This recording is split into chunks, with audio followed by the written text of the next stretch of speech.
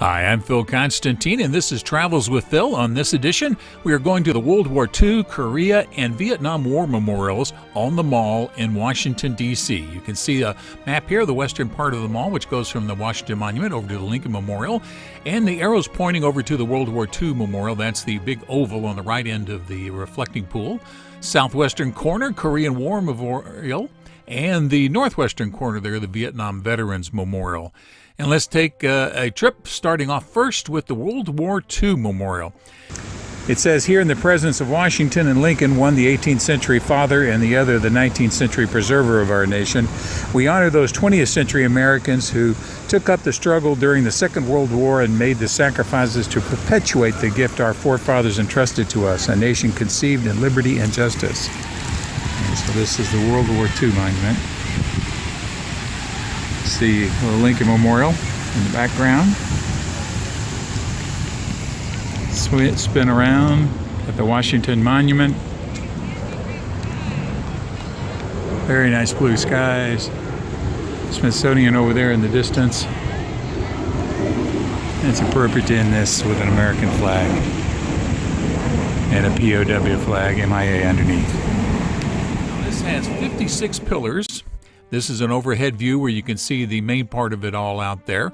And each one of the pillars is for one of the 48 states during the time of World War II, and for the 8 territories such as Alaska, Guam, things like that.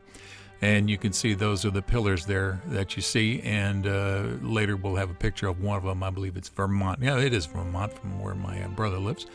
All right, there you go. That's the one of the towers for Vermont, and basically that's the difference for each one of them, is in the name of the state. Nice reflecting pool in the center with a fountain in it. I liked how it was having the light coming through the water. So let's take a look at some of the bas relief things that are done here. This is the Lend-Lease Acts, and these are several things that are done to describe certain parts of World War II, what was going on. This is Pearl Harbor, people listening on the radio. This is training that paratroopers would getting ready to go out of an airplane there. This is a bomber crew getting ready to go out on one of their flights. These are all common depictions from World War II, what was going on in a field hospital. This one here is D-Day, the landings at Normandy. You can see the beachhead there. And this is hedgerow fighting, which also happened in Normandy just after they got off the beaches. That would be in France. Battle of the Bulge, that happened a little bit later. And Belgium and Luxembourg, and then the end of the war, the Americans and the Soviets meeting. Those are placed throughout the facility there. Now this is called the Wall of Freedom. There's 4,048 stars, one for each 100 Americans who died during the war. And it says, "Here we mark the price of freedom," for a poignant example or symbol of what happened here. And then finally a picture here at night. Just a beautiful spot. The next spot we're going to is the Korean War Memorial. Now this was dedicated in 1995. This is an aerial view of it, a triangular section with some other pieces around it, and talking about the period of Korean War there. My father served during the Korean War. This is a wall. Now there are 2,500 images here that are sandblasted into the wall. These are from photographs. They represent the land, sea, and air troops that are out here, and it's really impressive. It almost looks ghost-like in a way from how they did it here, but it is quite impressive. You see lots of faces of actually real people that were during the war, at least so I've been told. And then outside the other areas here, there are 19 statues of a patrol on duty. It depicts 14 Army members, 3 Marines, 1 Navy corpsman, and 1 Air Force forward observer, so all 4 members of the military services that are actively involved in the land part. And then this is the reflection pool here, and again, an interesting spot. And then finally, the one that most people are familiar with is the Vietnam Memorial. Now, most people are aware of the wall.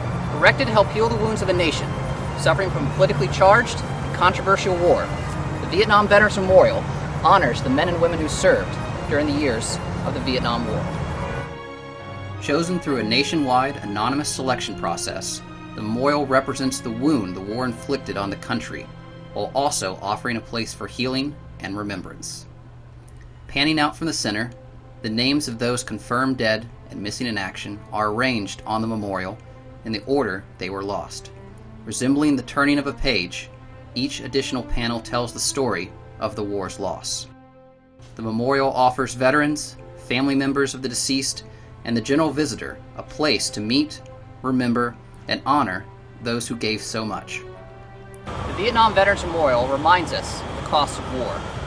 War will always produce sacrifice, it will always create loss. And here, along this wall, we remember the over 58,200 Americans who answered the call of their country and gave that ultimate sacrifice. And that was National Travels with Park Phil Service continues. Ranger Jeff Jones. This is one of the two spots for the Vietnam Memorial. This is for the survivors. Come across here just a little bit to your left and you will see the wall. A very long wall. To list all the soldiers, sailors, airmen, Coast Guard, everybody that may have died during Vietnam. I was eligible for the draft during Vietnam. My number wasn't called, I didn't volunteer, but it was the last year the draftees who were being sent to Vietnam, unless you volunteer, well, draftees. In fact, several people from my high school class were drafted, served. I don't know if any of them served in Vietnam. I do know I had a couple of people that volunteered. I don't know if any of the draftees actually served, but this is the Vietnam Wall in Washington, D.C., along with the one for the folks who survived. And there are three significant parts to the Vietnam Veteran Memorial. One is the wall. It starts off here 8 inches tall at the ends. It is a little over 10 feet tall in the center part, and starts from the center, spreading outward. And the other two sections I'll tell you about in a moment. There are approximately, it started off with 57,939 names, which included 8 women. And it went up to eventually 58,200. Now, this is panel 5E, row 46. And if you look up here, you can see it's all blurred out except for Carol A.E. Drasba. She was the first American nurse to die in Vietnam, and that's her picture there. There were 8 women originally included on the numbers here. Now, some families decided they did not want their children's names put up here, so a few were omitted. They're doing some work on there. They've had some problems with some cracks. Now, this is one of the other ones. This was dedicated to the people who survived because they had felt they had a little slighted because they were never included. So this is called the 3 servicemen here. And then finally, this one is for the Vietnam women who served there. They were mostly nurses.